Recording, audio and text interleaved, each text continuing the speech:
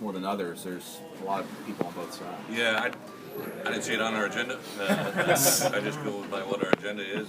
I think the hot topics for us now is probably the things that are out of coaches' hands. You know, it's about the autonomy. It's about we obviously put the 8-game, 9-game thing to rest for hopefully for a couple of years, and you know the things that are pressing to me is you know there's new legislation out there that allows for the first time in the history of college football for student athletes to be paid.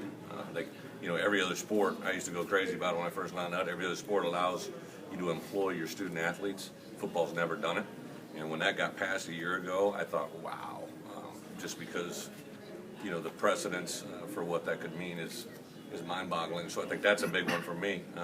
And then you know how we're going to handle training table, how we're going to handle the autonomy part of what they're talking about could be very, very impactful.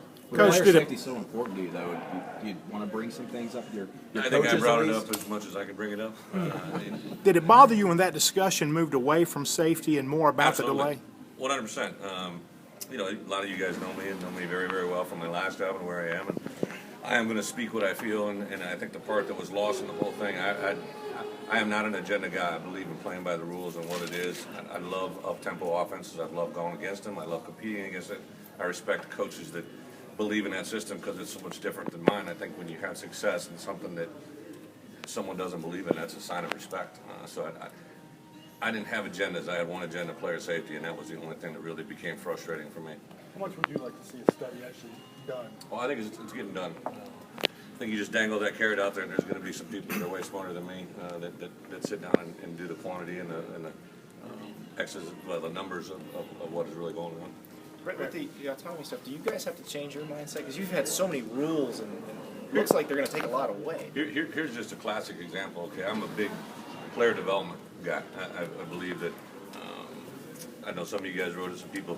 My 5th year as a head coach at the University of Wisconsin was like our first championship year, and on that field of that Big Ten championship game or the Rose Bowl, I think there's like 28 guys that are on NFL rosters, but a lot of them were 2-star, 3-star guys that we developed for 4 or 5 years, and they're playing great football, and then we got it rolling. A way to accelerate that even further is to give us the ability to nutritionally adapt our players quicker. We can only do training table meals right now. If you tell me now I can bring in a group of kids, maybe a breakfast club, that we roll them over at 7 a.m. and you have a mandatory breakfast for them that's laid out from our staff, you talk about being able to accelerate that process just naturally through nutrition.